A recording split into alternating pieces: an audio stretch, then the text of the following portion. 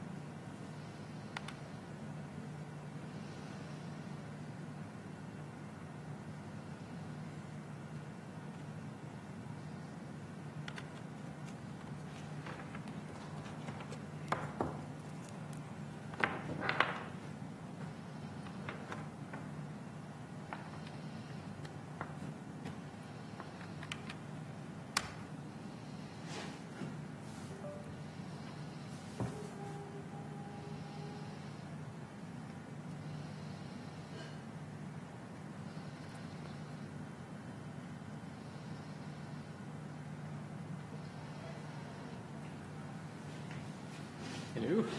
Marian. Dan. Nice to meet you. Hey. Thank you for coming here. It's all right. No worries. I just have this for the start. If Yep. you want to put yours as well on one side already? Yeah. can share Can that. I do that? And then I just plug mine off. Sure. that. Yep. How do I do So that? you're left, so just on project the left, for example, and then you're this I'm one. gonna do that one. Okay. Yes. Do that. Hey, that works. Perfect. Okay. Awesome. Cool. All right.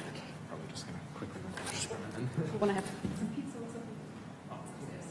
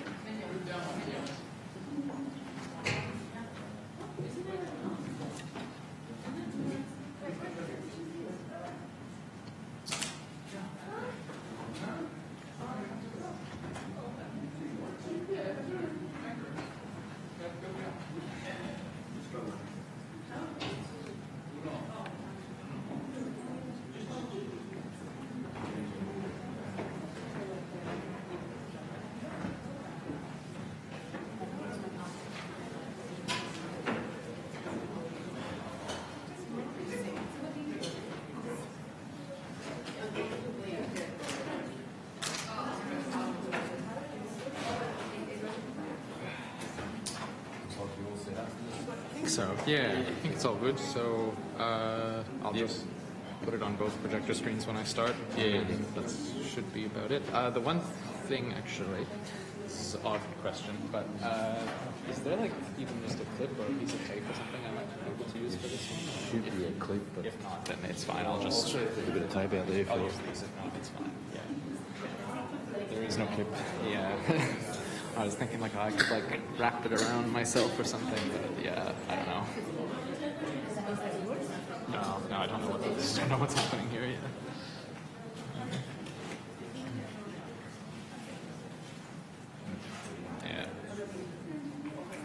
Yeah, but if there's no clip, I mean, these will be, that's fine. That's fine. Oh, great. Yeah, all right, I'll make sure to, I'll do the trick. Yeah, that's fine. Someone's just probably ripped it off and they're still got it. Yeah, they're walking around with it. So let's have a go. Yeah, all right, that'll do. All right, no worries. All right, all the best. Thank you. But,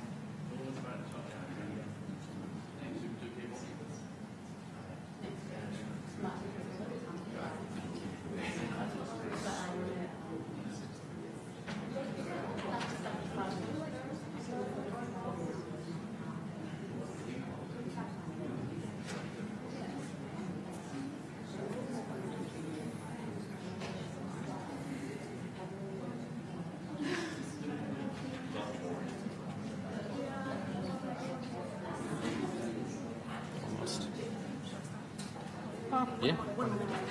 Whenever, if you want to give them another minute for filtering, but. I think it's recorded from 5:30, so maybe I start. Oh, we'll start right The on. lectures I always start on Yeah. 5 minutes, yeah, on 30. Gotcha. All right. Okay. Hey, welcome everybody to our third Gymnasium Lecture today. The Gymnasium Lectures are 6 lectures of different physics topics, always Wednesdays at 5:30 here in the Herkes Theatre. But now we have a break of 2 weeks, and after this week we continue 2 weeks later at the 8th of October after the school holidays with our next lecture. Today we have here Dr. Daniel McCloskey, and Daniel is a researcher in the School of Physics, in the research areas physical biomedicine. Physical bioscience. Physical bioscience, yeah. Yeah. And I'm very excited to hear today about his topic, physics of reading minds. Thank you, Daniel, for coming. Sounds good. All right. Okay. And let's just make sure that shows up on the other side. Yep. Is this good? This works? Okay. Yep. All right. So yeah, good evening, everyone. So my name is Dan. So yep, as Marion said, I'm a researcher here in the School of Physics. So my sort of research focus is physical bioscience or biophysics, whatever you want to kind of call it. So I'm applying physical principles. I'll talk about what I do sort of later. I won't try to shoehorn my own research into the beginning of it, but so applying physics to study biological systems and particularly neural systems or neurological systems. So I'm going to talk about sort of from the various different scales how scientists probe brain activity and why we might want to or not want to do that. So yeah, this is my quick overview. We'll basically start big, go all the way down, and then go middle scale. I thought that was kind of the best way to tell the story. We'll see. This is the first time I'm giving this talk, but it's a great comfort to be giving a public lecture to a room full of nerds. Normally, I don't. When I do a public lecture, it's very broad audience. So here, it's nice that everyone is interested in science. And then yeah, we'll talk about neuroethics after that. So. Kind of what got me into this research field was this sort of reading when I was kind of around the high school age, reading about this hard problem of consciousness. This is a philosophy problem that hasn't been solved and probably won't be solved, but maybe it will be. But this is just the recognition that we have these mechanistic understandings for all kinds of things in the universe. We know about how molecules come together and how cells work and how biochemistry works and how you can sort of generate a brain from genetic material and raw materials. But this second step here, where suddenly there's someone in there, there's something experiencing inside that brain, that was very interesting to me, and that I've been thinking about that for a long time, and probably will be always thinking about that, I guess. But so that got me into this area of neuroscience and neurotechnology. So I have a physics background, so I'm not a neuroscientist, but it turns out that there is actually a lot of there's a lot of scope for people with physics backgrounds in this area. So I'll try to sort of communicate that, I guess. So what we do know, while we don't really know where it all kind of comes from, how that is synthesized into a you, what we do know is that all of your thoughts, your feelings, everything that every motor action, everything that you say, all of that, every experience that you have has a one-to-one direct physical correlate in your brain activity. So this is in electrical signals that are happening inside your brain. And so we know that we can't have one of those things without the other. Every time, so every single study that looks at this sort of thing, to try to find if someone can have an experience or to do an action or something like that, there's always that physical correlate that can be measured. So these two things are intrinsically linked, and yes, so that they always happen at the same time. So I'm not really going to address questions about which one caused which or anything like that, but I'll just say that these things are correlated, and so we can learn a lot about our experiences by studying our brains. So the way that we do that is predominantly through understanding of electromagnetism. So the brain is an electromagnetic organ, or more predominantly an electrical organ, but so the brain, as you may know, is comprised of neurons. So these are big, sort of spider-like cells. There are many thousands of protrusions out of each neuron, these little sort of tentacle things. Most of them are called dendrites, and they are inputs. So most of the little little finger-like tentacles that grow out of neurons are receiving information. They connect to other neurons and they receive signals. And every neuron has one and apparently only one axon, which is the sort of the sending. That's how the neuron sends information out.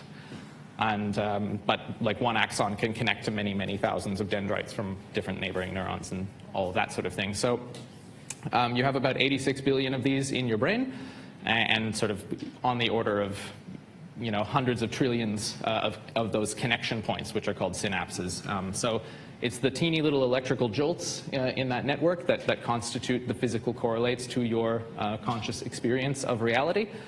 And as far as we currently know, this sort of, like if you sort of expand this this structure out so that it's got 86 billion neurons in it, this is the most complex structure known to exist in nature that we currently know about. So the reason we want to study this really is, well, so from a fundamental perspective, it's interesting. We don't know how the brain works, and we don't have that kind of blueprint for consciousness, for having something which doesn't experience and then suddenly it does experience. We don't understand that, and that's very interesting. But more practically speaking, because we don't understand it, we don't know how to fix it when it's broken. That's kind of the main draw for a lot of research in this area is medical applications. So whether you're talking about a stroke or a traumatic brain injury, or whether you're talking about a neurological or neurodegenerative disease, which is more kind of where my research fits in later on. We don't know exactly how these things work because we don't know how the brain works. So we don't know how to fix these problems. But more than that, a better understanding of how our brains work is also a better avenue for interfacing with it directly. And this is sort of another big and emerging area, which is this field of neuroprosthetics, which is devices which either directly read or write information to or from the brain, but for the specific purpose of either restoring a lost function or well, actually, that's the purpose. It's to restore a lost function or a lost sense, a lost sensory perception. So, for instance, the cochlear implant, that is a form of neuroprosthesis because it writes signals directly to the neurons that line the inside of the cochlea, which is inside your ear, but that is part of your brain and part of your nervous system. But there's sort of more emerging now, like this image on the bottom from this company, Paradromics. So they're making these crazy high-density electrode arrays that actually go straight into the cortex, which is pretty crazy, but they actually work really well. So these things are now able to transduce thoughts into speech. So if you are a paralyzed patient, for instance, or a locked-in patient or something like that, or you've suffered a stroke which is preventing you from speaking, you can, with one of these things, you can now actually like think your thoughts, and then a speaker will play those words. Which is, yeah, that's incredible. That would have been sort of unthinkable 10 years ago, but it's happening now. So how we mainly try to study the electrical signaling of the brain is through the physics of electricity, which is electromagnetism. So there's a lot of different approaches taken. Some people are using electromagnetism only. There are optical approaches, actually, which use light to probe electrical signaling. And a lot of approaches are exploiting quantum mechanics as well, particularly to gain the level of high sensitivity that you need to see these signals, because these are very weak, very fast signals, and sort of standard sensing approaches don't really work. So people need to get fairly creative. So one of the holy grails of neuroscience, a holy grail goal, would be to be able to detect the electrical activity of all 86 billion neurons in your brain at the same time and be able to read all of that information out. So Freeman Dyson, one of the more influential theorists of the 20th century, worked on the Manhattan Project among other things, sort of famously stated that there was no law of physics declaring such an observational tool to be impossible. Now that is true. I don't disagree with that statement, but Dyson was also perhaps known for not necessarily considering practicality in all cases. I mean, he was famously the lead architect on this, which was a US government program to produce a spaceship which propels itself across the solar system by dropping nuclear bombs behind it and then surfing on the shock waves. So pretty like that's fairly crazy. But this was a serious thing that was considered in the 50s and 60s. There was actually a research program that went into this, but yeah, not exactly practical. So, how much truth is there to this? Yes, it's physically true, but practically we are nowhere near this. The current state of brain research and brain imaging is very far from reaching that goal. If we want to look at entire brains, we are very constrained in resolution. There's no way we get down to that single brain cell level anywhere sort of thing. So instead, when we are concerned with a whole brain, what we are looking at is collective activity of lots of neurons at the same time. And this works well enough in practice because you might have heard different parts of your brain are sort of more or less focusing on different tasks.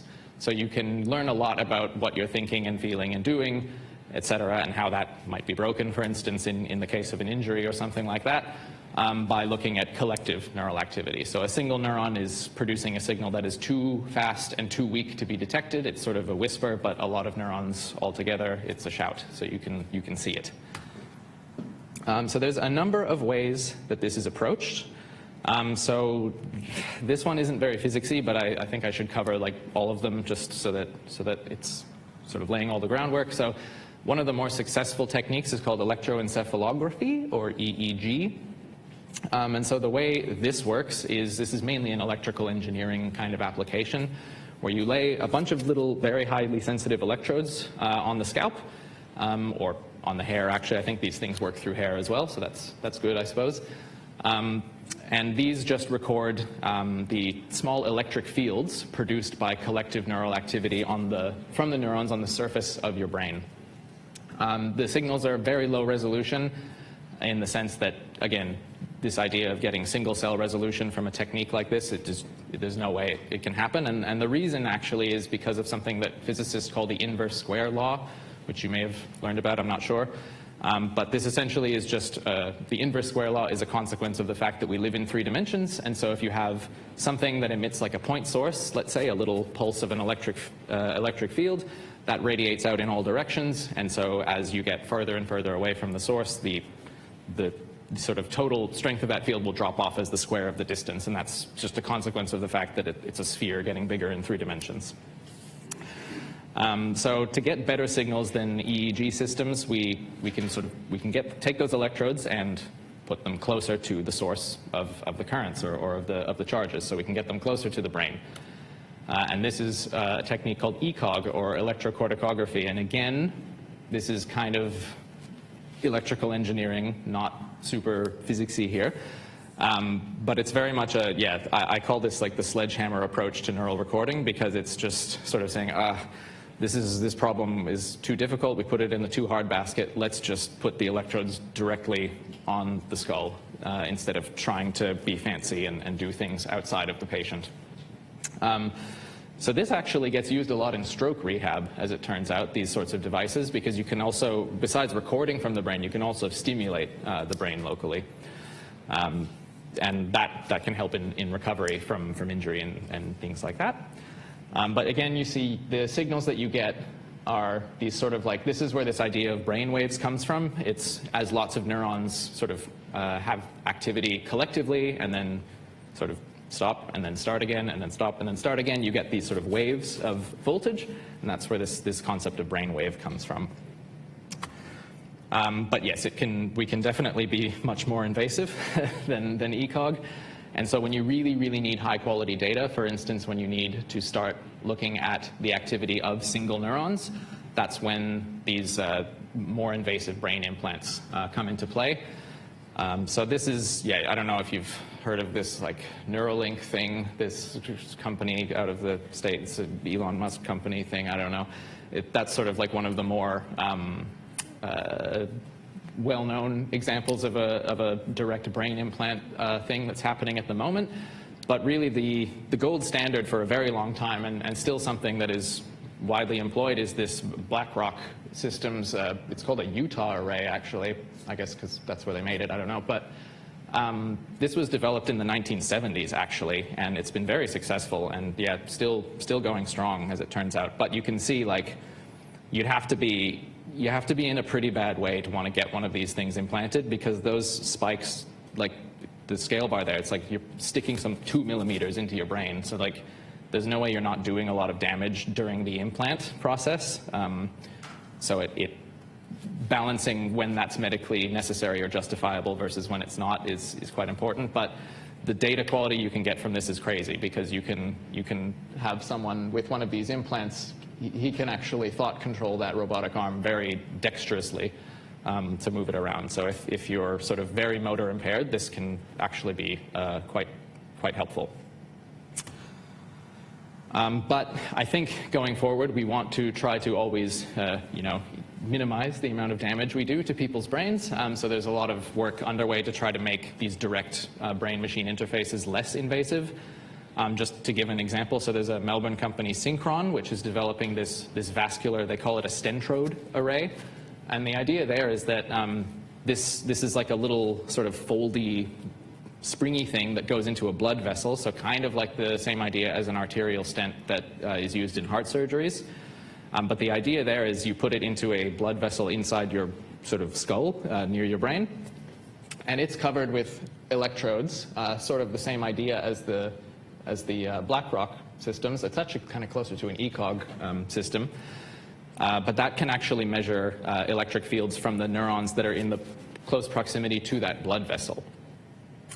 Which is pretty cool, and it turns out that this sort of system is also able to decode motor intent. So there's some recent results came out, I think this year actually, showing that a patient with one of these implants was also able to control a robotic prosthetic via thought with one of these things, which is pretty cool. And I think it also, one of the, I know we're not quite at the ethics section yet, but one of the cool things about this actually is that it's removable as well without doing any brain damage. Whereas these more like these sort of spiky electrode type situations, when you actually take these out, they take a chunk of brain out with them. So if this system ever becomes obsolete, for instance, and it's like, oh well, I have the Stentrode 10, but now the Stentrode 15 has come out, and it's so much better, and people can just like run around with their crazy cool robotic legs and stuff, and I'm stuck here sort of ambling around. At least that sort of surgical process isn't necessarily something that's going to be like causing brain damage, whereas I think with a direct cranial implant, you really start to run into these obsolescence versus quality of life problems, and it's all a bit murky. But I think in general, we just want to avoid putting things directly into the brain if we can avoid it. I think that's the general consensus we have. So now we're going to talk a lot more about non-invasive recording, and this is where a lot of the really interesting physics comes into play. So again, this is all based, for now at least, on electromagnetism. So electromagnetism says anytime you have electrical current flowing, that current generates a magnetic field. So that means your brain is actually, yes, it's generating electrical signals, but it's also generating magnetic signals. And what's cool about the magnetic signals is that even though they're much weaker than the electrical signals, like many orders of magnitude weaker, they don't get stopped by the salty solutions in your body. So if you normally put an electric field across some salt water, what'll happen is, like, let's say sodium chloride sort of thing, the sodium and chloride ions will all see the electric field, they'll rearrange because they'll be pushed or pulled by the field, and then they'll generate their own field that cancels the one that was originally going through them. So salty solutions screen electric fields because they're conductive, and this stops these signals from getting out of your skull. Magnetic signals don't suffer from this problem, and so even though magnetic signals are very weak, your brain is actually constantly radiating little magnetic pulses everywhere as you think and do things. So a lot of non-invasive, well, the most successful and like highest quality non-invasive recording comes from measuring actually magnetic signatures from the brain. So this is magnetoencephalography, which is, yes, recording of neural magnetic fields. Yeah, it's hard to describe in words how small these magnetic fields are. It's a really difficult problem. It's a very hard applied physics problem to try to figure out how to see these sorts of signals. So there's no standard magnetic sensor that can detect these sorts of signals. It's just too small. So every single MEG system uses some form of a quantum sensor. So this is my little divergence into quantum sensing, which is kind of where I do a lot of my work. So quantum mechanics, quick divergence to quantum mechanics. So you probably have heard this before or seen it on YouTube or something, but quantum mechanics is the physics of very small things, and what it essentially states in like the simplest terms is just that things in the universe are broken into chunks, and you can't break those chunks up into smaller chunks. There is at some point a smallest chunk. These are called the quanta, and so it's obvious for things like particles. I think we all know, okay, you can't break an electron into two smaller electrons, for instance. But this also applies to things like energy. If you create basically any physical system, the energies of that system are actually also quantized. The strengths of fields are quantized, and what's kind of the thing that people exploit a lot for quantum sensing is that the directions of fields at very small scales are also quantized. So the magnetic fields produced by atoms and electrons can only point in certain directions. So like along one axis, they're free to point anywhere, but along that z-axis, they can only be at certain angles. So starting from that sort of basic fundamental assumption, okay, things are broken into chunks, you can get all of the other interesting physics and weird stuff that comes out of quantum mechanics, and that's things like superposition, which gives you the famous double slit experiment, where an electron is a wave and a particle at the same time, and so it can pass through two slits simultaneously and interfere with itself and produce an interference pattern. It also gives you things like the actual structure of the hydrogen atom, where instead of the electron being a little single particle whizzing around in an orbit, the electron is actually a sort of a distributed wave that is, it's a wave of probability density in space, which is attracted to the nuclear core of the atom. And it also gives you the probabilistic nature of quantum mechanics also gives you a phenomenon called quantum tunneling, which is where this is where a particle can essentially break through a barrier that, classically speaking, you would not expect it to be able to. So this is the idea, I don't know, that there used to be like nature documentaries in the early 2000s where physicists would be bouncing balls against brick walls, and they would say like, oh, at some point it'll go through the wall, and that's quantum tunneling or something like that. That's kind of, yeah, it's an okay analogy, I suppose, but I think it, in reality that would never actually happen, no matter how many times you did that. But the reason tunneling is interesting is because you don't have a sun without quantum tunneling. So the protons in the sun, there's actually, as it turns out, not enough mass in the sun to crush them close enough together that they fuse and form helium atoms. The electrostatic repulsion between the protons is simply too strong.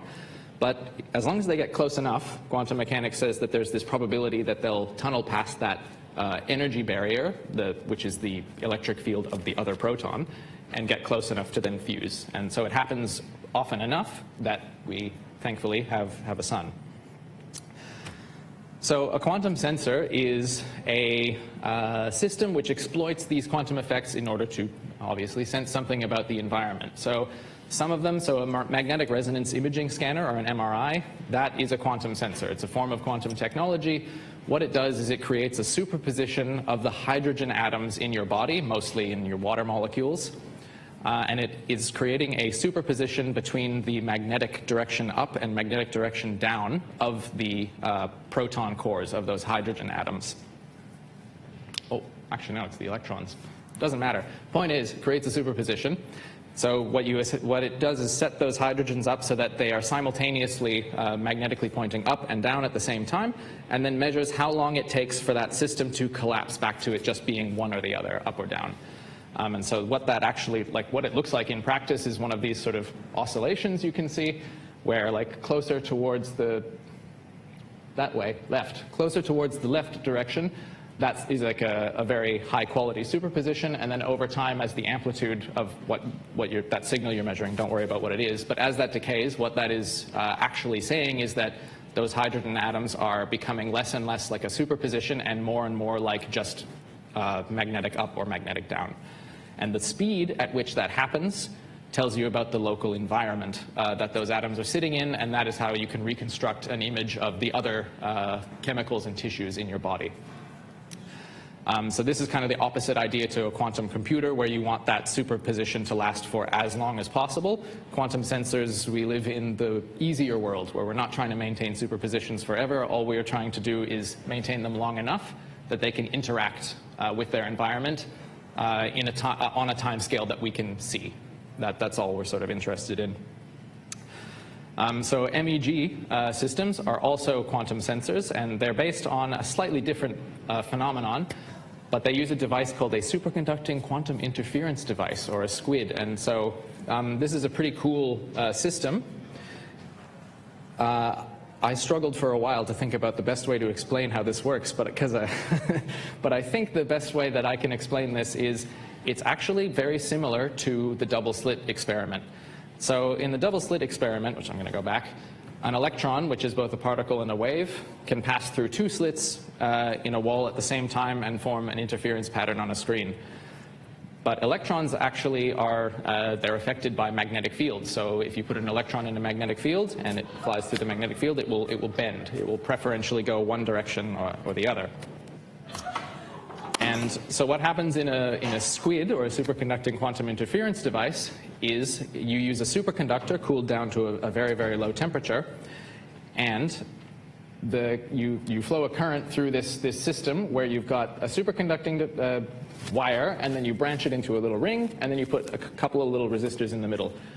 Now, don't worry too much about like the resistors and what they're doing, but I think the key point here is that the current is electrons, which are both particles and waves, and they take both directions simultaneously. So what's happening here is the electrons are coming into this little loopy wire thing. They take both directions at the same time. They come back, they pass through that little resistor, those two little resistors by quantum tunneling, come back, and then meet up and continue through.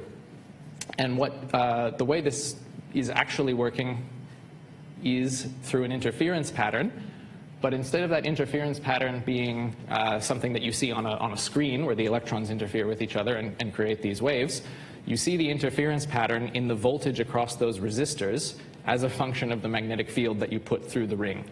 That is the sort of operating principle. There's a lot of maths that goes into sort of explaining that in detail, but it's essentially the double slit experiment run in a quantum electronic device rather than in a vacuum chamber with an electron gun or something.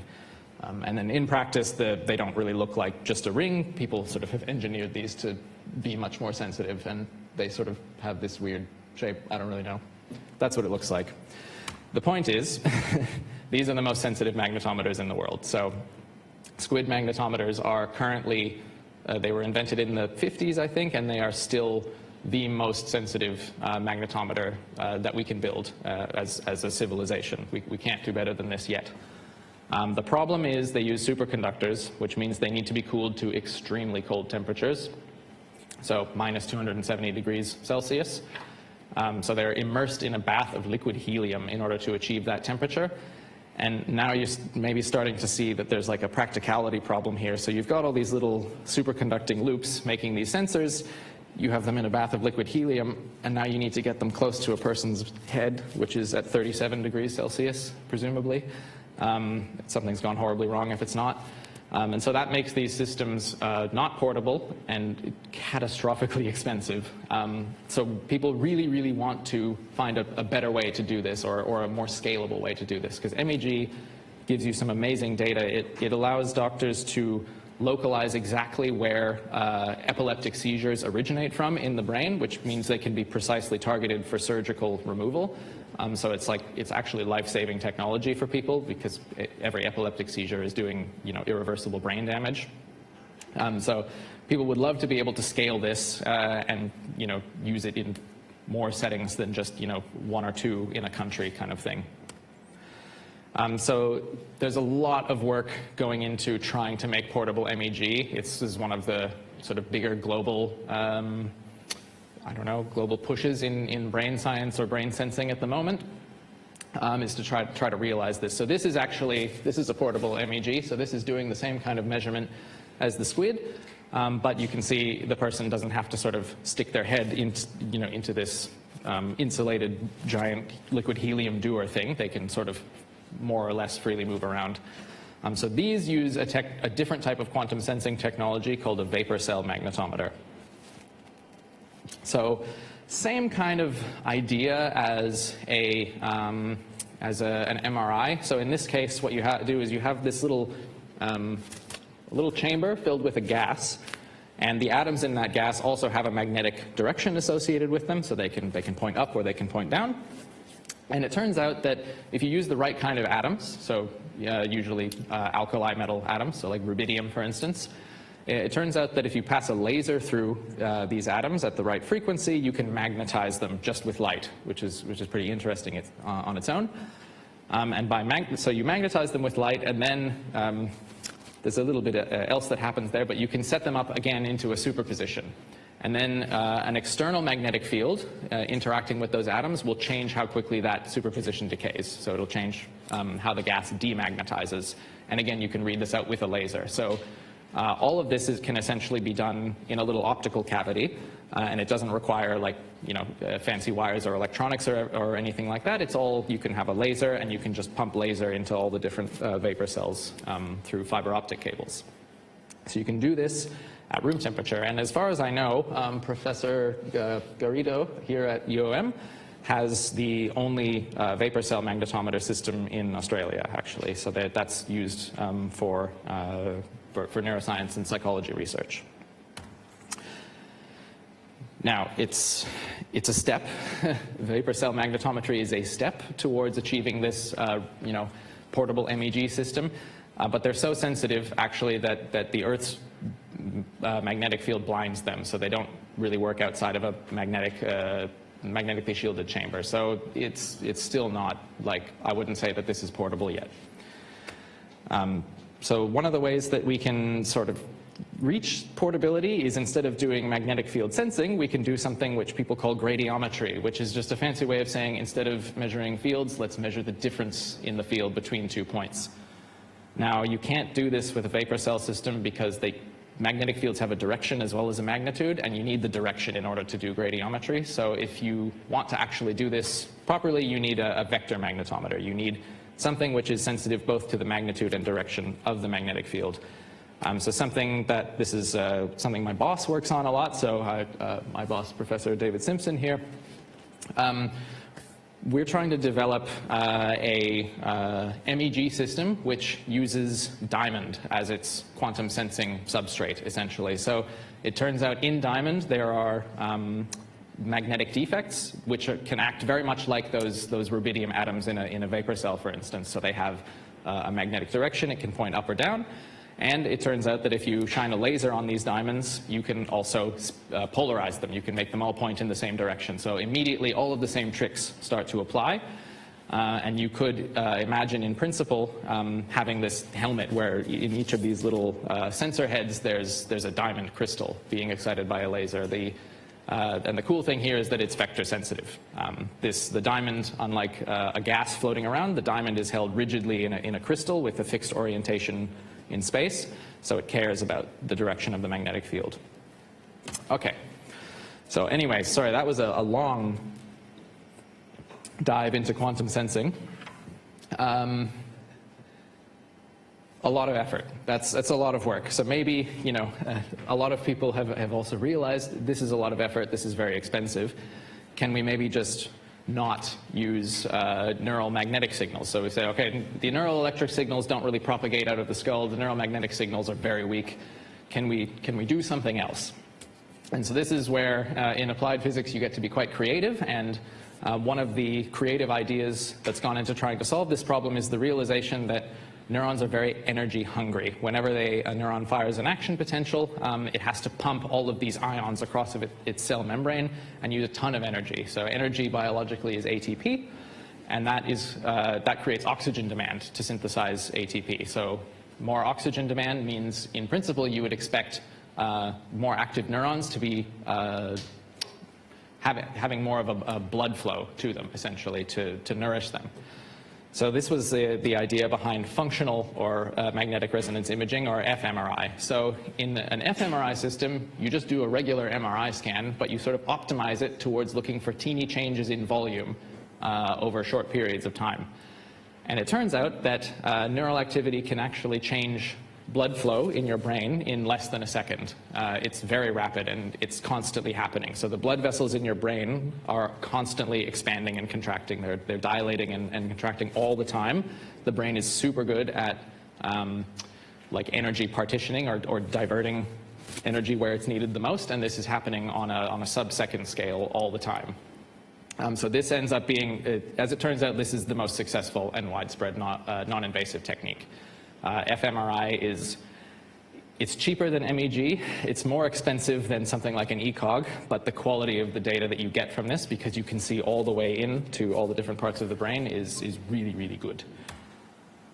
But on that same vein of, okay, this is expensive, can we do this same idea but do it cheaper? Can we look at changes in blood flow? But maybe we sacrifice some data quality, but if we gain scale and portability, maybe this is going to be just as useful. So this is where optics come into play, and again, it's just one of these sort of funny things that it turns out that some wavelengths of infrared light are very easily absorbed by blood, but they are not absorbed by hair or by bone. So you can actually create this helmet with all of these infrared LEDs, essentially, and very sensitive infrared detectors.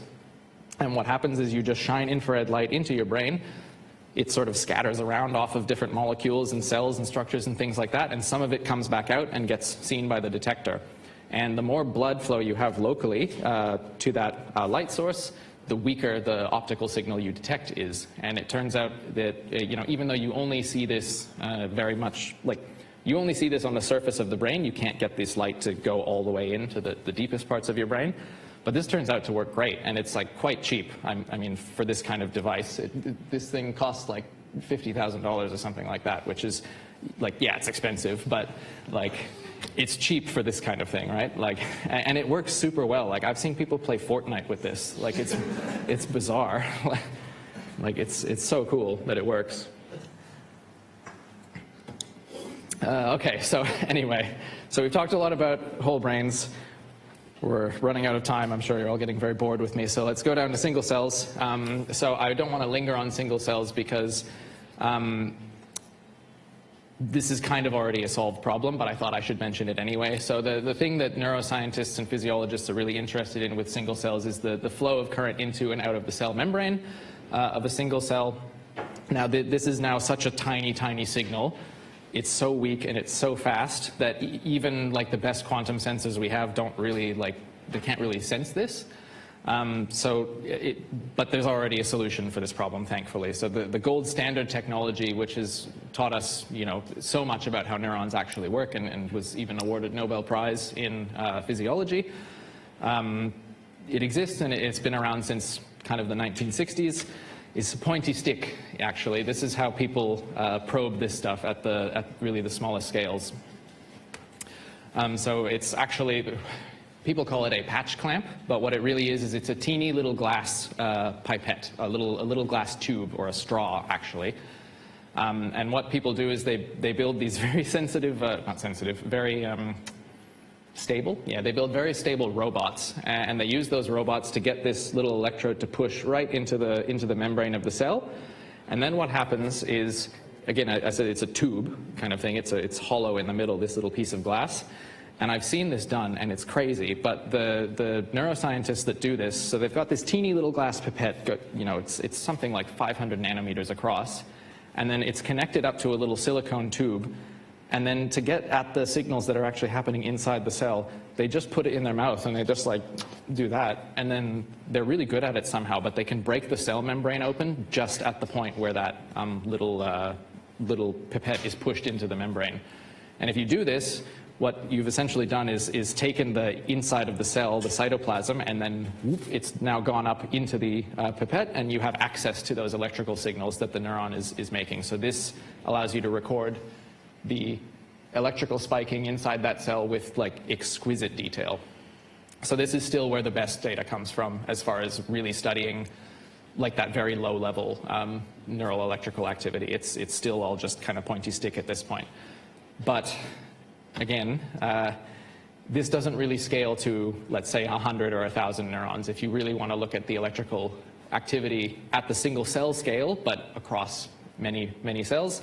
This doesn't really work because now you're talking about having 100 or 1,000 of these like robotic arms coming into your little like petri dish at the same time, and it's just like, it's that chaos, cursed. No, not going to do that. So this is kind of where my work kind of comes in. So I look at trying to understand and measure, it's what are these so-called mesoscale circuits. So this is the bridge between the single cell level and that whole brain level. So people also call this neural microcircuitry.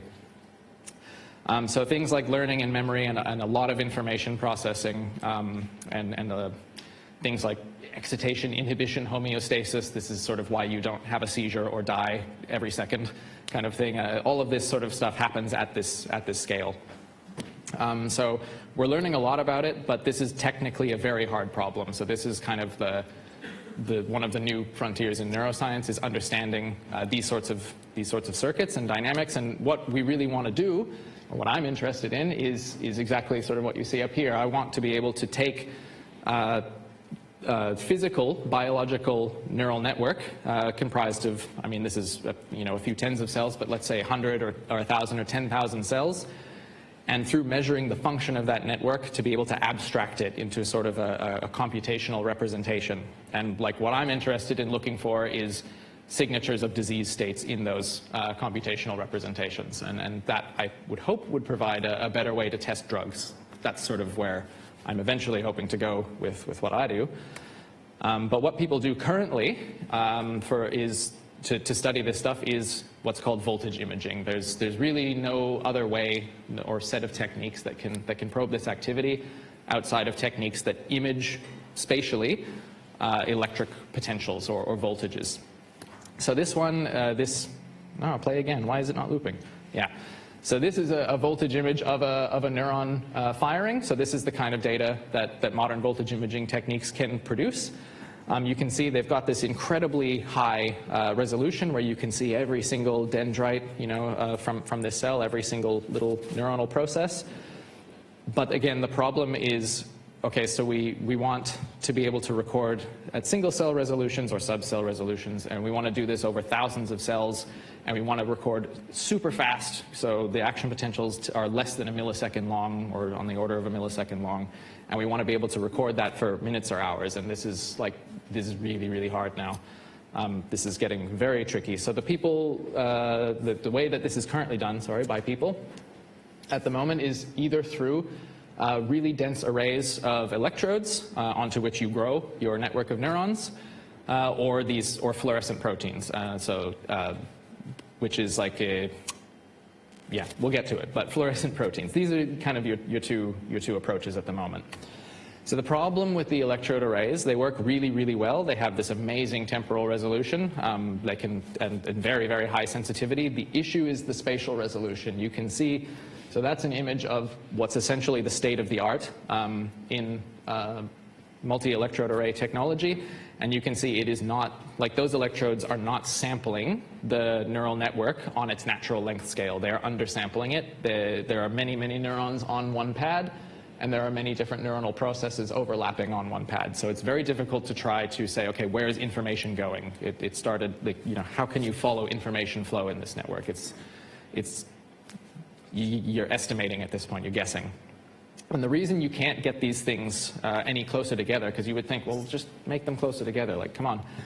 The problem is that they're electrodes, which means the signals they produce come out on wires. And again, electromagnetism has got us. If you put two wires close together and you put a signal down one of them, it starts to produce a magnetic field. And that magnetic field produces a current in the other wire, which then produces a magnetic field, which opposes the current in the original wire, and so on and so forth, all the way down. And so it degrades your signal quality. You get this crosstalk problem. So the solution is to amplify those signals. But again, the problem with amplifiers, and you need the amplifier right under the electrode, is that amplifiers get really hot. And so the problem is your multi-electrode array turns into a barbecue and cooks your cell population if you try to make these things at higher resolution. And because again, unlike a CPU, right, you can just cram transistors onto CPUs, and it doesn't matter because it's okay, you can run it at 80 degrees or 90 degrees or whatever. But you hit your thermal budget really, really fast when you have to sit brain cells on this thing. So this has really sort of limited the scaling of this technology. The other option is these genetically encoded voltage indicators. So this is, the idea here is pretty simple. Like, again, it's like, well, we want to see things with high resolution over large fields of view, so let's just build a microscope. Let's use light. So there were some proteins that actually change, like if you shine a laser on certain proteins, they glow, I guess is the first thing. And we discovered some proteins in bacteria that actually respond to voltage. They change how bright they are in a different electric field scenario, essentially. And so we use genetic engineering techniques to make populations of neurons make those proteins themselves. So then these neurons are gene edited through, for instance, CRISPR, and they start pumping out proteins that stick to the cell membrane, and then when the cell fires an action potential, those proteins change how bright they are. So this has so far been probably the most successful approach to this problem. So that this, I'm going back a couple of slides, hold on. This is recorded with a genetically encoded voltage indicator. So that's how you get this kind of data. But again, there are problems with being able to record for long periods of time, because if we want to really decode a neuronal network function, we need to follow it for longer than 2 or 3 minutes. And the problem with these proteins is you need a lot of laser power to make them glow bright enough for us to actually measure well on our microscopes and cameras. And that amount of laser power actually physically cooks the proteins, and it makes them stop glowing after a couple of minutes. So old mate strikes again. So this is, I like to refer to this as the barbecue bottleneck of voltage imaging technologies. So what I do, this is my actual research project. So I'm working on a sort of a way to do this voltage imaging over large scales in a label-free way, also using diamond, but in a different way to what I mentioned before. So instead of magnetic sensing, I'm looking at an electric sensitivity mechanism of diamond. And so the idea here is we are going to grow, or we are growing, neurons on these diamond chips, and then inside that diamond chip is a layer of these defects that detect electric fields.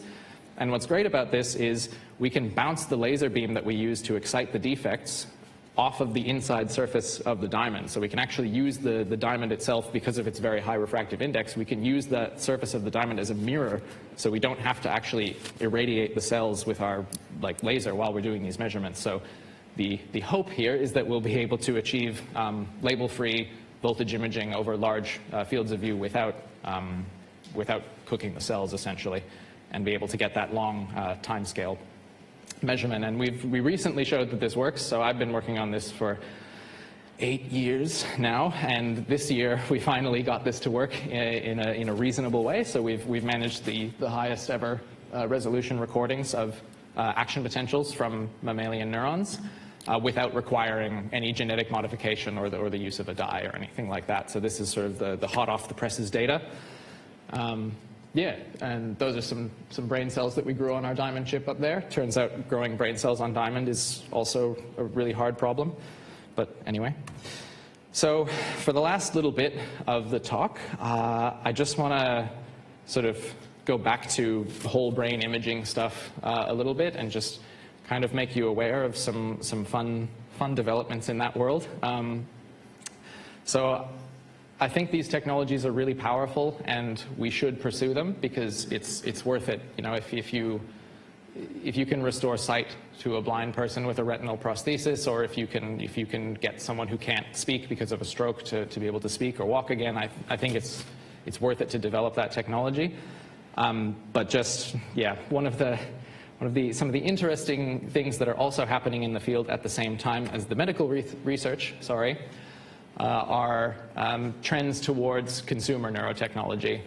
And like I said, you can play Fortnite on the infrared helmet thing. People are also making wearable ECG devices, like the one at the top there. And yeah, I just did a search around over the last 2 days to try to find some material for these last few slides, and I found this article here. So using AI to decode language from the brain and advance our understanding of human communication. Now, if we just look in the top left of that box, you can see who did that. So, you know, maybe I'm a bit cynical, but I'm not sure if advancing our understanding of human communication is actually the end goal there. I suspect the end goal is probably using AI to decode language from the brain so that we can better target ads at you. But it's leading us into, we're entering this world of consumer neurotechnology, and this stuff might become quite prevalent, actually, in the decades to come. And so as a society, we do have to start reckoning with, you know, should we have, like, for instance, neurological privacy laws that say, you know, your neural data can't be harvested without your consent, it can't be sold to advertisers, things like that. You know, we'll have to start asking, as this stuff gets better and better, and we're really able to start reading people's thoughts, you know, in a reliable way, are we going to be using this stuff in criminal investigations? You know, if you're suspected of a crime, are we as a society going to say, yes, it's fine for the police to have a warrant to search your brain? You know, things like that. We'll have to reckon with this soon, I think. So it's good to be aware of it. And so another fun kind of little development is the rise of this neuromarketing idea. So I talked about fMRI before. So you can go into this brain scanner, you can get this amazing information about everything that's happening, not everything because it's not that high resolution, but you can get a lot of information about what's happening in different parts of your brain. And there are companies now that will, if you're trying to advertise a product, there are companies now that will do this for you. They will essentially pay people to come in, sit in an fMRI scanner, and watch ads. And they'll record brain data from them as they watch ads, and then they will sort of, from that, infer how to, like, optimize the ad to, like, best essentially manipulate you into wanting to buy things you don't need.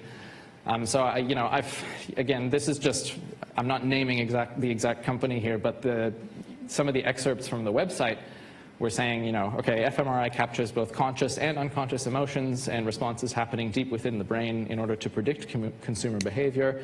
Or with fMRI, we can create a neuro brand signature, the pattern of neural associations in the brain of the consumer, unique to your brand. This can be used to test the influence from your marketing communications on associations made in your customer's brain, and other things like this. And, you know, again, maybe I'm being a bit cynical, but I sort of, you know, I've seen Disney villains that were sort of less transparently malevolent than the way this reads to me. I don't know. Point is, just be aware that this stuff is being used all the time, and it is being used to target you specifically, you know. So yeah, it's just good to be aware that if you're on Instagram or something and you suddenly find yourself getting rage baited a lot and then shown a lot of ads, it's intentional. It's because when you're very angry and upset at something, you are, like, much more susceptible to an advertisement that follows it, because it's like, oh, I'm upset, I have a problem, I need to solve my problem. Then boom, you get shown something that's like, oh, you know what would make me feel better is a nice refreshing glass of whatever thing, you know. So it's just, yeah, this stuff is all very intentional, and it's sort of being optimized with kind of pinpoint precision. So just be aware of that. On the topic of, you know, brain scanning and reading your thoughts to, you know, for surveillance or criminal investigation or whatever.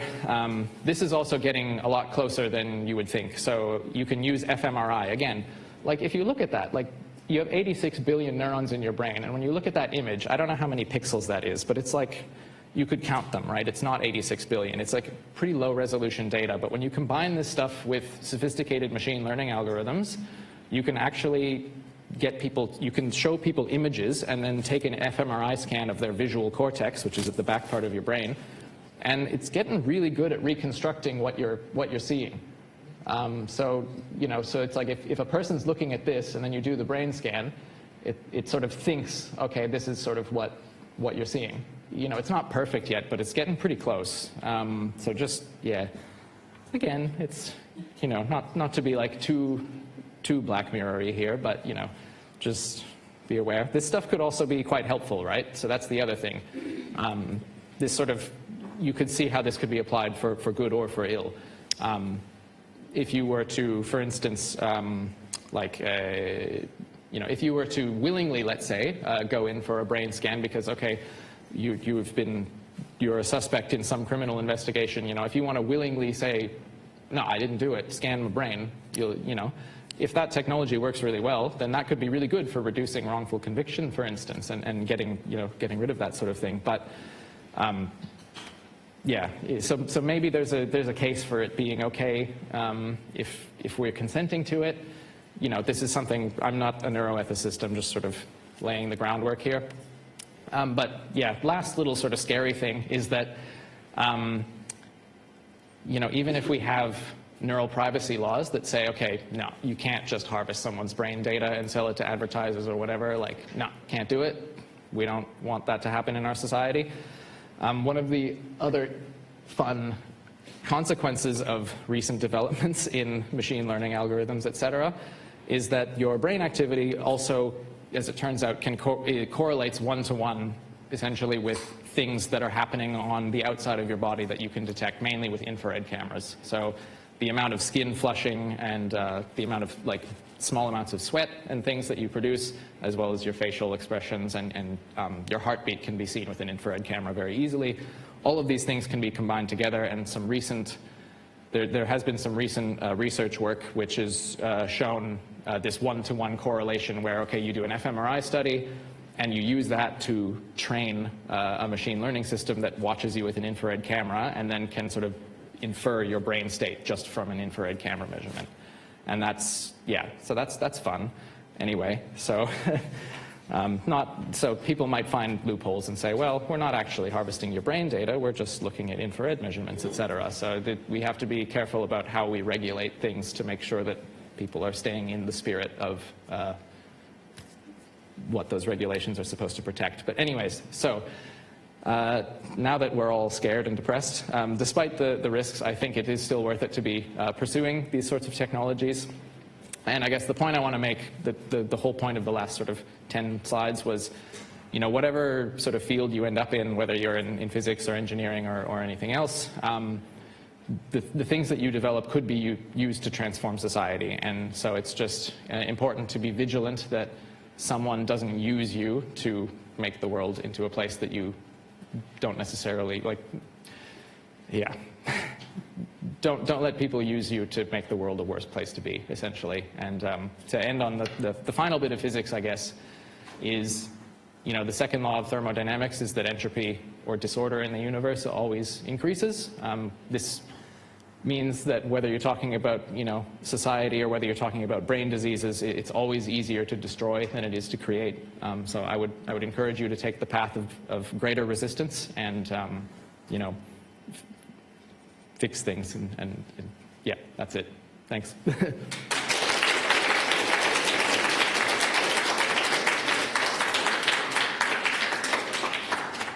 Oh. And that was the first time I've given this talk, so apologies for all the stumbling.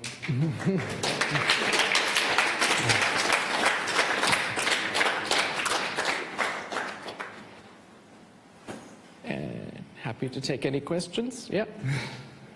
You did mention nerve conduction testing. How successful is that in detecting disease? I know it's a pretty basic. Yeah, that's a good question. So nerve conduction testing, I don't know too much about peripheral nervous system. I'll preface by saying I don't really know a whole lot about the peripheral nervous system things.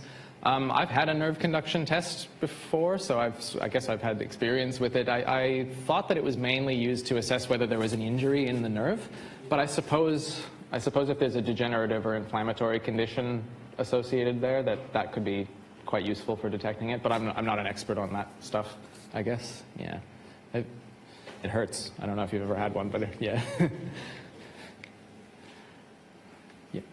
What made you decide to go into neuroscience and physics, Yeah. So my undergraduate, I did applied physics and applied maths, and I was in this, when I was towards the end of that degree, I was in the point of, okay, I want to go to grad school and do a PhD kind of thing, but I didn't know what to study, and I was actually tossing up between, I was really interested in spacecraft propulsion systems and things like that, but also it was very idealistic sort of dreamer stuff. So it was okay, spacecraft propulsion and nuclear fusion stuff, or other things. And what I kind of found, or what I reasoned after a while, was that I wanted to be able to make an impact in my lifetime. And with things like nuclear fusion, I felt like that's a huge field with a huge number of people working in it, and I'm not necessarily going to be able to make a contribution, especially because that stuff might be another 100 years out for all we know. I don't know. Whereas with neurotechnologies, I could see it start to, like, I started my PhD in 2017, and even like at that point, this already existed. So I could see that this was a real thing, and I saw that maybe I could actually do something impactful while I was still around. Yeah. I was going to ask, how do you, not sure if you can answer this, how do you see the advances of these technologies in aspects of like cognitive neuroscience, in understanding really complex human behaviors outside of just like concluding that it's like a neural signal, like in actually understanding the human behavior stuff? Yeah. Let's say that, for example, like addiction or things like that. Yeah, absolutely. I mean, I think this is extremely helpful. I suspect that like most of the use of MEG, for instance, in research is in cognitive neuroscience and in understanding like reasoning tasks and problems and things like that. Yeah, I'm not a expert, obviously, in that field, so take anything I say with a grain of salt. But I know on the scale of, like, so where my research is focused, which is on that sort of, mesoscale circuit level, I know, for instance, there's a lot of research in addiction physiology going on at that scale, and it focuses a lot on synapse biology, really. It's kind of about how addictive substances affect the formation of the junctions between neurons and things like that. So I know a lot of it happens at that level of addiction stuff I know about at the sort of physiological level. At the cognitive level, I'm a newbie, so I'm not sure I can give you a great answer, but I know it is used, yeah. Fortnite. Yep. Yeah, Fortnite mentioned. What's the latency like between controlling your head versus your hands? Oh, yeah, good question. I need to go back and rewatch the video. I don't think it was great. I also don't think that the fidelity was particularly high either. I suspect if there was anyone else, if it wasn't just one person in a server, I think it wouldn't go well for them. When I was a kid, just a couple of years ago, I used to love taking apart speakers and getting the really strong magnets out of them. So strong that you put them on the fridge, you put them on. Should I discourage my grandkids from getting those magnets and doing that with them across their head because they're so strong? No, I don't think so. I don't think there would be, no. As far as I know, there's no particular strong effect of a static magnetic field like that. Now, transcranial magnetic stimulation is a whole other thing that I didn't talk about, but the magnetic fields used in transcranial magnetic stimulation, so this is where you have a bunch of electromagnets kind of arranged in a helmet, and then you fire them in a particular way to create a strong magnetic field at a point. The reason that that's actually done is because a rapidly changing magnetic field produces an electric field. This is a Maxwell's equations kind of thing, and it's the electric field that does the neural stimulus. So transcranial magnetic stimulation is essentially a way of doing targeted electrical stimulation deep inside the brain, but you need changing magnetic fields to get that to work, like very quickly changing. So a permanent magnet, this is not changing quickly enough to do anything, I think. But I know, like, yeah, if the field were really, really strong, maybe something weird would start happening with the ion conduction in your nerves or something like that. But I imagine that's something that, like, even because in an MRI scanner, that's a 6 or 7 Tesla field sometimes, which is, like, strong enough to throw a fire extinguisher at, the speed of sound or something crazy like that. And people seem to be fine with that sort of thing. So I imagine the static field you would need is, like, unthinkable. Yeah. Yep. What's your opinion on like these technologies and AI being used in legal studies?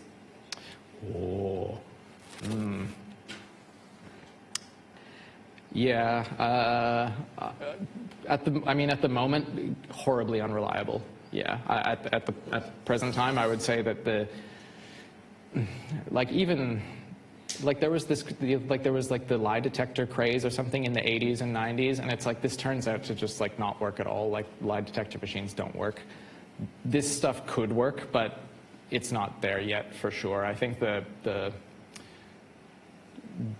number of times this would be wrong is enough that it would just completely disqualify it from actually being used as evidence yet. I don't know that that's necessarily going to stop it being used maliciously by, you know, state actors in authoritarian countries for nasty purposes. But yeah, generally, I don't think it would have any standing right now. You mentioned the squid magnetometers. Yep. And you stated that they use liquid cooling to bring down to about 200 degrees. Yep. With superconductors currently available that are able to operate in the negative 100 range. Yep. How come those are not used, which would only require something like liquid nitrogen rather than liquid helium? Yes, that's a great question. I don't actually know the answer to that. There's got to be some reason, because otherwise they would have moved it, because it would astronomically improve the cost, right? So yeah, there's got to be a reason for that. I actually don't know the answer to that one. It might have to do with the Josephson junctions, which is the little resistors. It may have to do with the material that those are made out of, but I actually don't know. It's a good point, yeah. Could you speak a little bit more about how you're able to grow neurons on the semiconductors? And also, I was curious about how analyzing that, the knowledge you get from that can be translated to like Yeah. in your brain. Yes, yeah, sure. I'll start with point one. So growing neurons on semiconductors or diamonds or other chips and things like that. So there's two kind of camps of ways that this is currently done. So the first way is using what are called primary neurons, and this is what this essentially means is it's mostly primary neurons from rodents, and that means neurons taken from brains of rodents. So if you get the neurons from the rodent brain at an early enough stage in development, then those neurons are still very plastic and ductile, and they want to grow into a brain. And at that point, they're sort of susceptible to, if you plate them on a surface with the right, you have to put some coatings on the surface, actually. So no one ever grows neurons directly on diamond or directly on glass or directly on semiconductor electrode array or barbecue or whatever. People are always putting a sort of a biological goop on the surface, and then that sort of makes them think, oh, I'm in a brain, this is extracellular matrix, this is fine, and they sort of go from there. So that's one way to do it, is with the primary neurons. The other way people do this now is with called a induced pluripotent stem cell derived neuron. This is kind of where most of the field is going, because then you don't need to get neurons out of animals anymore. So the way this works is you have like a person, like a human donor. You get a skin biopsy, a little skin sample, and this technology, the technology exists now to convert these back into stem cells, and this won a Nobel Prize in the 2010s at some point, and it's actually become quite widespread now. So what you do is you take the skin, you turn it into you turn it into stem cells, and then you can give those stem cells the right chemical coaxing, and they will redifferentiate into neurons. So they'll turn into neurons, and at that point you can then plate them on a surface and they can start kind of going. That's the way that works. As for how relevant is studying two-dimensional planar cultures of neurons for understanding things actually happening in three-dimensional brains, the answer is it depends on what you're trying to study. If you're trying to study actual thought processes and things like that, I think probably not that helpful. But for a lot of neurodegenerative diseases, which is where my research interests lie, the things that appear to be going wrong in those diseases manifest just as... That's just someone left a door open. The things that appear to be going wrong there are, they manifest in a 2D culture or a 3D culture or just as well as they manifest in the brain. So like epilepsy is a great example, actually. So if you do the skin biopsy from people with certain forms of genetic epilepsy and then grow their neurons on one of these surfaces, those two-dimensional cultures will have seizures. They will have spontaneous seizures, for instance. So it's a great test bed for drugs and ways to treat these things. So like also things like motor neuron disease and ALS, these things also recapitulate in culture very well. But I don't think that the neurons grown on the diamond are, you know, developing a mind or anything like that. Yeah. Yeah. With those neurons that you're saying, do you put those neurons in an individual? Even if they from like, I don't know, such a rodent, as you mentioned, would enough of those neurons from the rodent be able to change the cognitive capability of said individual? That is like there is a serious line of scientific research, not using rodent neurons because your immune system would reject them immediately and you would have some sort of horrible inflammatory response and everything would go haywire. But there is a serious line of what's essentially like a, I don't know, what would you call it, like a regrowing brain essentially. There's a serious, that's a serious thing that people are doing. That's an area of research. So yeah, by using a person's own stem cells to turn into neurons, you could potentially, well, you will avoid the body's immune response. So for augmenting cognitive capabilities, I'm not sure, because we would need to understand cognitive capabilities a bit more first to understand how to do that. But there is serious consideration to actually trying to like regrow lost tissue after a stroke, for instance, or a traumatic brain injury. Yeah, don't know the progress on that, but it's something that's being worked on. Yeah.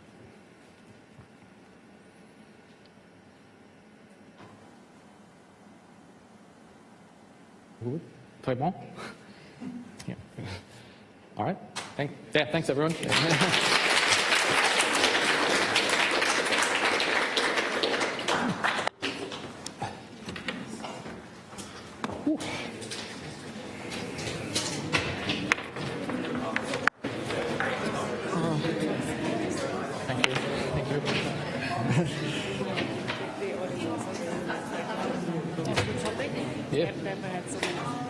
People show up. Oh, cool. Oh, no worries. My pleasure. Yeah. Yeah. I can. Yeah, this was, version 1. We can work on it. Yeah. Oh, I have more questions. Yeah. Okay. Sorry. No, you're right. Yeah, so I'm Eric. I'm currently a third year math student. Yep. So I'd like to learn more about this. What are some good starting points, textbooks, resources? Yeah. Oh, that's a great idea. So I'm a math student with computing background. So. Yep. Well, I mean, if you want to... Why am I... Sorry, let me just turn this off. I just realized that I'm still, like, shouting. I mean, that was a great comment. Oh, thank you. I appreciate that. I mean, computational neuroscience is something that's worth looking into because it would leverage, like, your existing skill set, I think, sort of thing. Textbooks, I'm not... Or like any resources in general, if I just like learn a bit more. Yeah, I've learned most of this stuff by osmosis because I work around enough neuroscientists. So then I'm just like, kind of like, oh, okay, cool. Like, but yeah, like the field of computational neuroscience is pretty interesting and maybe worth looking into.